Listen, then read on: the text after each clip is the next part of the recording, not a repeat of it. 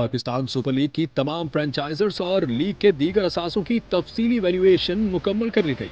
साथ ही अगले 10 बरस के लिए नई फीसों पर मबनी मुआहदों की तजदीद की पेशकश तमाम अहल टीमों को भिजवा दी गई है और उन्हें हिदायत की गई है कि मुकर्ररा डेडलाइन तक अपने फैसले से PSL मैनेजमेंट को आगाह करें। शफाफियत को यकीनी बनाने के लिए PCB ने फ्रेंचाइजर्स मालिकान और मारूफ चार्टर्ड फर्म ईमेना के दरमियान मुश्तरका और अलहदा मुलाकातों का बंदोबस्त भी किया है, जहां फ्रेंचाइजर्स मालिकान वैल्यूएशन के तरीकेकार के बारे में सवालात उठा सकेंगे और अपने तहफ़्फ़ुज़ात का इजहार कर सकेंगे।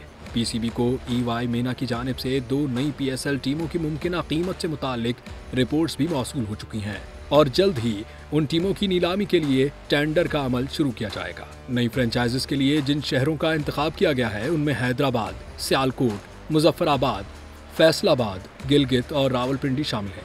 PCB का कहना है कि PSL पाकिस्तान क्रिकेट की आलमी साख का अहम सुतून है और बोर्ड तमाम शराकतदारों के साथ शफाफ, मुनसिफाना और बाहमी एतमाद पर मबनी ताल्लुकात बरकरार रखने के लिए पुरअज़्म है।